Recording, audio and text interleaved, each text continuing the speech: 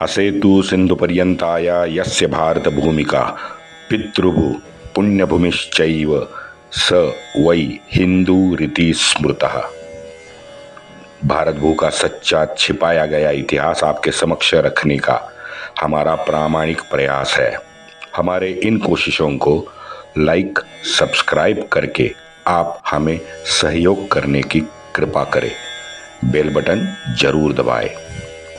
आज तक हमने इतिहास में ईसा पूर्व 326 से 1857 का कुछ अनदेखा अनसुना जो इतिहास है वो उजागर करने की कोशिश की है। इससे आगे निजाम, मराठा और राजपूतों का इतिहास शेष है। कृपया सहयोग करें, वरना YouTube से ये हमारा इतिहास भी ओझल होने की आशंका है। वंदे मातरम। जय श्री राम।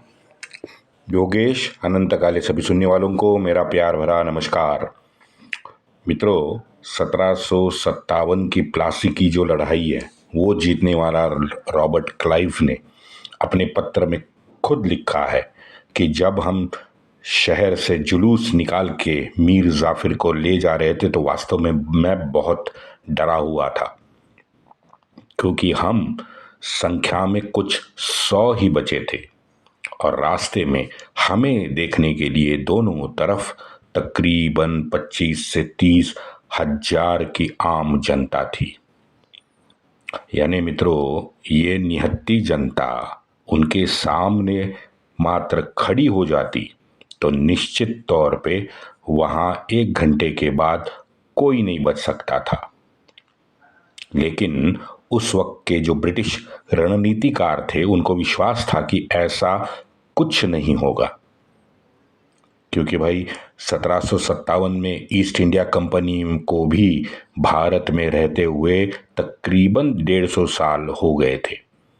क्योंकि 1608 में तो उन्होंने भारत में अपना पहला व्यापारिक सेंटर शुरू किया था। हाँ, तो व्यापार तो वो 150 साल से कर रही थी, तो लोगों से मिलना जुलना तो उसका बहुत ज़्यादा था। और कंपनी ये भी जानती थी कि ये इस्लामी अशराफियों के अत्याचारों से और ये हमारे धर्मांतरित जो हिंदू है उनकी कट्टरता के कारण ये हिंदुस्तानी समाज पूरी तरह से खोखला हुआ है अंदर से। इसको इस्लाम और उसके जो कट्टर अनुयायी हैं उनका दीमक लग चुका है। तो वो निर्धास थे कि भाई, उनको मालूम था कि भाई रॉबर्ट क्लाइव के साथ अगर 20-25 भी गोरे हो ना, ये 25-50 हजार की जनता कुछ नहीं कर पाएगी। अच्छा, इनके साथ ईस्ट इंडिया कंपनी ने और एक जोड़ दिया। वो इंडस्ट्रियल रेवोल्यूशन तो हो गया, तो वहां से आधुनिक शस्त्र और कुछ यंत्र दिखा के वो हमारे इस अधमरे समाज को सम्मोहित करने लगी। अब देखो, ये हमारी नित्य नवीन ज्ञान की आस रखने वाली सनातनी बुद्धिमत्ता को ये नवीनतम चारा कंपनी ने दे डाला और उसके जरिए अंग्रेजों ने हमारे बुद्धिजीवी जो समाज था उनको एंगेज करना शुरू किया। आहिस्ता आहिस्ता अपने पांव सत्ता केंद्र के आसपास रखने में ईस्ट इंडिया कंपनी कायम हो गई। आधुनिकता, विज्ञान का नवीनोत्तम जो कक्ष था वो खोलने का दावा ये कंपनी लगातार हिंदुस्तान में कर रही थी। क्यों? क्योंकि ब्रिटिश जानते थे कि सन 1712 से अब 1600 तक जो भी इस हिंदुस्तानी समाज के पास ज्ञान था वो आक्रांताओं ने नष्ट कर दिया है और उनकी जो मति है वो भी उन्होंने भ्रष्ट कर दी है अपने अत्याचारों से। और ये हमारे सामने जो हम ये हिंदुस्तानी जनता देख रहे हैं वो तो सिर्फ रोजमर्रा की जिंदगी यथा तथा काटने वाली चलती फिरती लाशें हैं। मित्रों, वो अलाउद्दीन खिलजी का फरमान आप याद करो। मैंने पूरी डिटेल उसमें पूरा का पूरा एक एपिसोड खर्च किया है। अलाउद्दीन ने फरमान दिया था, वो सुनो, आपको इनकी मानसिकता समझ में आएगी आक्रांताओं की। अलाउद्दीन ने फरमान दिया था, सभी काफिरों को लूटो, नंगा करो, चाहे जो करो, उनके सारे खेतों में उगता अनाज जब्त करो या जलाओ, लेकिन घर में ये याद रखो कि उतना अनाज हमेशा रखो जितना खा के ये अगले सीजन तक जीवित रहे। सुन लिया?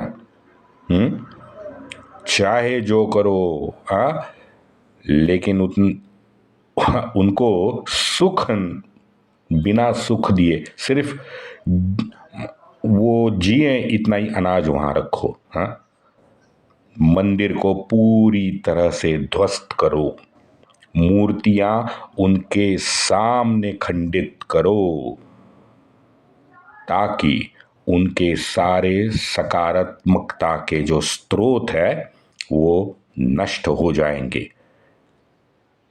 खिलजी ने ये खुल के लिखा है कि जिंदगी जहन्नम से बदतर बनाओ। डॉक्ट्रिन देखो आप उसका। हाँ, और ये मित्रों सभी आक्रांताओं ने अलग अलग तरीके से यही नीति यहां पे अपनाई। शातिर अंग्रेजों ने ये सब भाप लिया था 150 साल में। हाँ, जैसे कोई न्यूनता ग्रसित एक सामान्य होता है, अब बहुत बहुत दिन के बाद उसको एक सकारात्मक कोई उज्जवल भविष्य की अभिलाषा तो होती है, और उज्जवल भविष्य का किरण उसके सामने कोई बंदा आता है और वो दिखाता है कि ये है प्रकाश, और इस प्रकाश के पीछे तू जा तो तेरा भविष्य उज्जवल है। अब ये जो मानसिकता के लोग होते हैं ना, कि जो बिना सोचे समझे आंखों में पट्टी लगाए उस नए बंदे का सब सच मानकर उसके पीछे दौड़ने लगते हैं, यही समय होता है कि उन लोगों की पूरी रीति रिवाज परंपरा, उनकी पूरी संस्कृति, उनके गुरुओं ने उनको दिया हुआ ज्ञान को मिटाना सबसे ज्यादा आसान है। पूरा अफ्रीका खंड देखो। हाँ, ये हम तो थोड़े फार बच गए क्योंकि हमारा सौभाग्य है कि हम सनातनी हैं तो हम बच गए, या हमारी गुरु की शिक्षा इतनी प्रखर थी कि हमें ये लोग मिटा नहीं पाए। लेकिन अफ्रीका को देखो, हाँ, America, United states of America को देखो, कनाडा को देखो। कनाडा में तो एक स्कूल के पास 400 कंकाल मिले हैं। अभी 1-1.5 साल हो गया, आप गूगल करो आपको मिल जाएंगे। और ये सभी जो कंकाल थे ना, ये इनके मूल निवासियों के होते। अब बताओ, मेरा तो सीधा मानना है, क्योंकि ये आसान इसलिए होता है कि जैसे मैंने कहा कि सभी आसमंत में निराशा है, नकारात्मकता है, और आगे पीछे दाएं बाएं सभी जगह अगर एक समाज को अंधकार ही अंधकार दिख रहा है तो उसकी मनस्थिति क्या होगी? हाँ, मनस्वास्थ्य उसका बिल्कुल तितर बितर हुआ होगा। क्यों? क्योंकि जीने की आशा ही नहीं है, कोई लक्ष्य ही नहीं है, कोई संकल्प नहीं है, मात्र पेट भरने की कोशिश करो। अगला सूर्योदय अगर आए तो उसको देखो, सूर्यास्त पर फिर कोशिश करो मात्र भोजन के लिए। बस इस समाज का क्या होगा बताइए आप? कहाँ से शिक्षा लेगा, कहाँ से ज्ञान बटोरेगा, हाँ, और कहाँ से दुनिया को ज्ञान देगा? हमारे पड़ोस में पोरकी को देखते हैं ना, खैर उनका कुछ अलग है विषय, जज्बे वाली कौम है ना वो। हाँ, अब ऐसे नकारात्मक और अंधकारमय जीवन जीने वाले, उनको जहां से भी और जो भी उन्हें सुखी जीवन बिताने का एक लॉलीपॉप उनके हाथ में पकड़ा दे तो वो तो दौड़ेंगे ही। अगर चाहे उसमें छल कपट सारा भरा पड़ा हो, लेकिन फिर भी वो समाज उसको सत्य मान के उसके पीछे दौड़ने लगता है।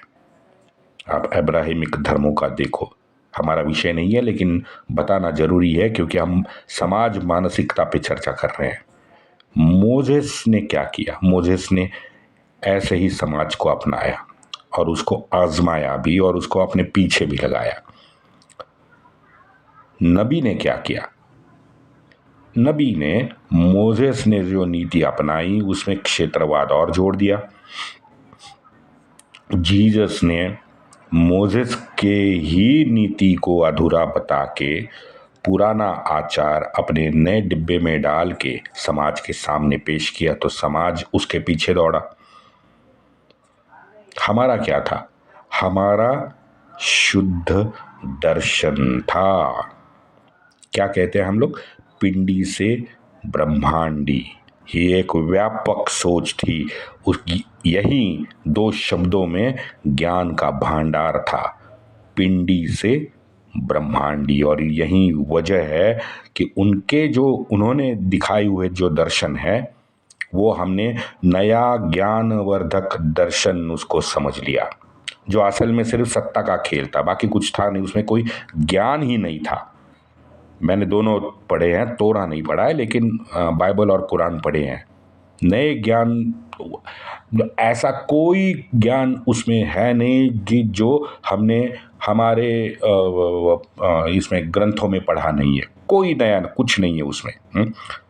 तो उसमें ब्रह्मांड वगैरह वगैरह तो बहुत दूर की बात है। एक उदाहरण बस देता हूँ, आगे चलते हैं। लोकमान्य तिलक तो हम सब लोग जानते हैं भाई। हमारे यहाँ पे एक और तिलक थे, वो रेवरेंट बने थे। बताओ, मुझे पादरियों में भी पढ़ा लिखा पादरी, रेवरेंट, उन्हें आज भी रेवरेंट तिलक के नाम से ही जाना जाता है। और पता है वो कि ईसाई क्यों हुए? वो ईसाई इसलिए हुए कि उनको ईसाई दर्शन का अभ्यास करना था, तो इसीलिए वो ईसाई बने। ये थे हमारे बुद्धिजीवी। लगातार 6-7 साल उन्होंने गंभीरता से अभ्यास किया और शास्त्रार्थ करने वो वेटिकन गए, शास्त्रार्थ किया और वहाँ पे उनको वेटिकन सिटी ने रेवरेंट की पदवी बहाल की। अब जैसे वो भारत में आए, पूरी जिंदगी में उसके बाद वो वेटिकन कभी गए ही नहीं। इतिहासकारों ने लिखा है कि जीवन के आखिर में वो बहुत बहुत ज्यादा भ्रमिष्ट और निराश हो गए थे। उसके बाद में वो ज्ञानेश्वरी के शरण में आ गए। वैसे ये भी बता दूं, आपको मालूम ही होगा, लेकिन यहाँ पे जो हमारे ओवरसीज के ये है श्रोते हैं, उनको बता दूं कि ये ज्ञानेश्वरी हमारे पूज्य संत ज्ञानेश्वर महाराज ने लिखी 13वीं शताब्दी में। इन्होंने सन 1278 में जीवंत समाधि ले ली थी। बहुत बड़े ये योगी भी थे और इन्होंने ये ज्ञानेश्वरी लिखी। ये एक श्रीमद् भगवद गीता पे टीका ग्रंथ है, आप जरूर पढ़िए, बहुत बढ़िया है और बहुत सामान्य तरीके से इन्होंने गीता को समझाया है, पूज्य संत ज्ञानेश्वर। हाँ, तो मैं बता रहा था कि ये हमारे रेवरेंट तिलक जो है ये आखिर में ज्ञानेश्वरी के शरण आ गए थे। अब ये है बुद्धि और लॉजिकल थिंकिंग रखने वाली जो मानसिकता होती है, इनमें फर्क। उनका क्या था? उनका मात्र दिखावा और आधुनिकता के नाम से किया हुआ छल कपट है। लेकिन हमारे यहाँ पे उन्होंने जो दिखाया था ना, छल कपट वाला सब दिखावा, हमारे इन मासूम और ये हमारे विद्वत जन जितने थे, वो आस लगाए बैठे थे कुछ नवीनतम दर्शन के आशा में, तो उनको वो शायद दिख गया, तो उसमें वो भी हमारे बुद्धिजीवी पूरे के पूरे फंस गए। एक ही बॉटम लाइन है, खिलजी ने जो किया वही हाल अंग्रेजों ने भी किया। बंगाल का अकाल देखो, उन्होंने जो भी किया, क्या मतलब, वो तो हमारा सीरीज ही स्वातंत्र्य युद्ध 1857 है, वो तो सब मैं बताऊंगा ही, लेकिन उसके बाद भी बंगाल का अकाल आप याद करो, प्रथम विश्व युद्ध याद करो, प्लेग जब आया था हिंदुस्तान में तो वो याद करो, पूरे तबाही मचा दी थी प्लेग ने। द्वितीय विश्व युद्ध याद करो, हमारे हिंदुस्तानी सर्व प्रकार के क्षमता का, जितनी भी हमारी हिंदुस्तानी लोगों की क्षमता थी, आर्थिक, शारीरिक और बौद्धिक, इनका खुल के इस्तेमाल ब्रिटिशों ने किया है। चर्चिल के वो अहंकार भरा भाषण कौन भूल सकता है। दुर्भाग्य यह है कि ब्रिटिशों की इस अहम भाव, श्रेष्ठता और ऊंची नस्लवाद को खाद डालने का, उसको बढ़ाने का काम हमारे ही यहाँ के कुछ स्वार्थी और उनका अंधानुकरण करने वाले, अपना उल्लू सीधा करने वाले, ये राष्ट्रद्रोही, ये समाजद्रोही, ये सनातन विद्वेषी हिंदू जो थे, उन्होंने हमारे इस मासूम, भोले, आस्थावान, श्रद्धावान और अपना धर्म निभाने की लगातार कोशिश करने वाले सनातनियों को मीठे जहर की गुट्टी पिला दी इन लोगों ने। इसमें हमारा समाज फंस गया। और एक अति सामान्य एक उदाहरण देता हूं, हम इतने मासूम हैं कि एक अति सामान्य अनपढ़ क्रूरात्मा जो खाना बदोश कबीले में एक कोई सामान्य जन था, वैसे वो मोहम्मद गजनी का भाई भी था, तो मोहम्मद गजनी के साथ वो लूटने को हिंदुस्तान आया था। नाम है उसका सालार मसूद। और इस इस्लामी दरिंदे को आज 990 साल हो गए मित्रों। 14 जून सन 1034 में ये मरा था, 34 में। आज 990 साल होने को आए। लेकिन आज क्या स्थिति है? आज उस इस्लामी दरिंदे सालार मसूद को बहरिच में, जहां हमारे महान पराक्रमी राजा सुहेल देव ने काट डाला था, वहीं बहराइच में उसके कब्र को मजार बना के उसको एक महान सूफी संत बनाने का अत्यंत नीच काम ये हमारे नालायक हिंदू ने ही किया है। सोचो, आपके रिश्तेदारों में कितने लोगों ने सालार मसूद के मजार पर चद्दर चढ़ाई है या नहीं, सोचो। और जिसने चद्दर चढ़ाई है ना मित्रों, उनको खुल के बोलो कि आप जहां बहराइच में जाते हो ना, जरा बताओ तो सही उसके जीवनी के बारे में। जो इन भांड सूफी कहते हैं वो मत बताओ, मुझे उस सालार मसूद का इतिहास बताओ। ये प्रश्न अगर आप उनको पूछेंगे तब आपको पता चलेगा कि ये कितना छलावा है जो आज भी चल रहा है। ये दुर्भाग्य है। हमारी ये बौद्धिक क्षमता का मित्रों पूरे विश्व में आज भी कोई मैच नहीं है। और इसमें हमारी कारकिर्दी कुछ नहीं है। हमारे जितने भी पूर्वज है ना, ये उनके कष्ट और उन्होंने जो ज्ञान बटोरा ना, ये उसका प्रताप है कि जो हम उसके वंशज के रूप में आज भी थोड़ा बहुत ज्ञान हम लोगों को दे सकते हैं। और हमारी बौद्धिक क्षमता पूरे विश्व में सबसे ज़्यादा है। उनमें हमारे कर्तृत्व कुछ नहीं है, ये याद रखो। तो एक मन ही मन में नमन भी कर लूँ अपने पूर्वजों का। हमारे पूर्वज इतने महान थे कि किसी भी विषय में अगर एक शब्द, दो विद्वान एक शब्द के ऊपर अगर शास्त्रार्थ करने बैठते थे ना, तो पता नहीं चलता था कितने दिन गए।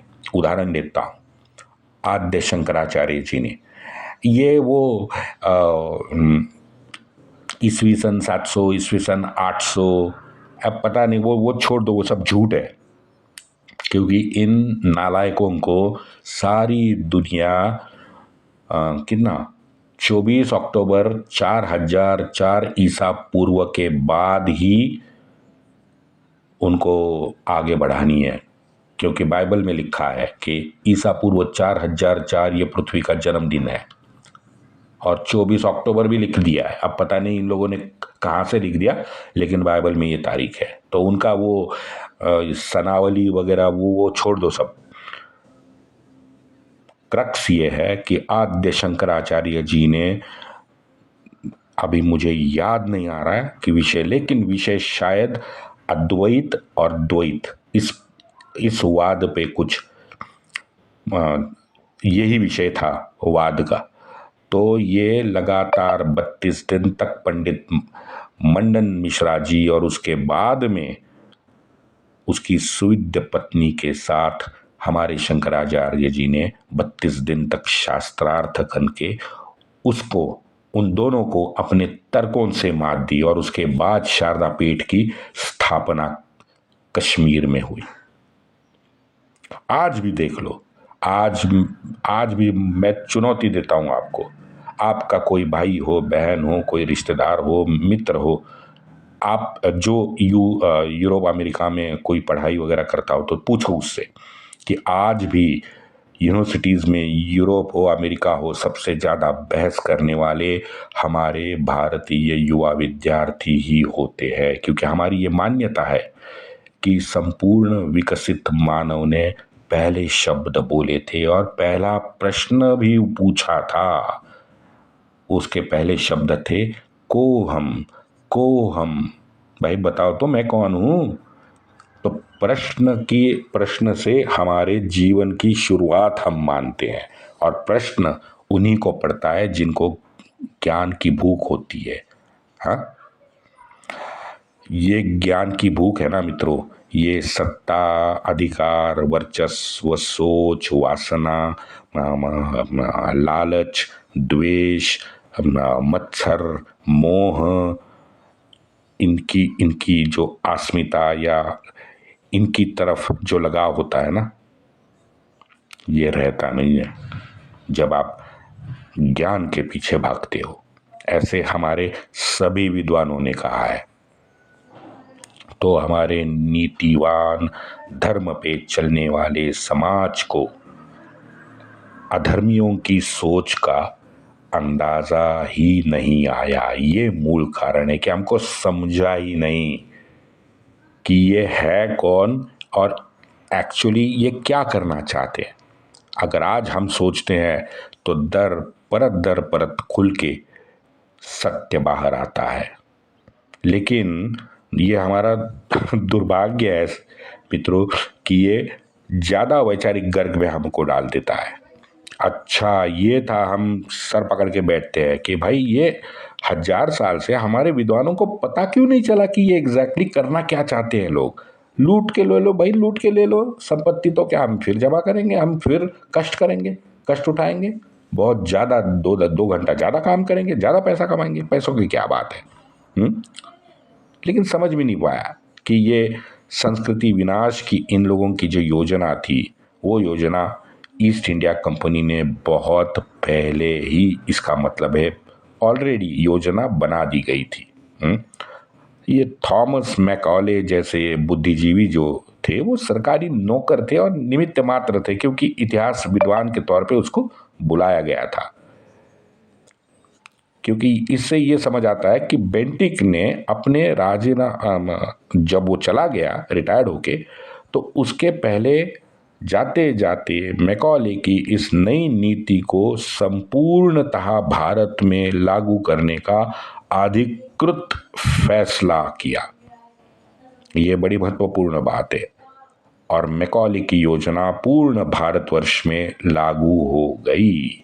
बेंटिंक के जाने के बाद मैं जैसे कल भी बताया था कि मेट कैफे आया। मेट कैफे में 2 3 4 कुछ काम किए हैं, लेकिन 1757 के युद्ध के विषय में सोचते हुए मैकॉले के इस प्रस्ताव को शब्दशः आपके समक्ष रखना अति आवश्यक है। कल बताऊंगा, आज थोड़ा सा समय ज्यादा हो गया, माफ करना। वंदे मातरम।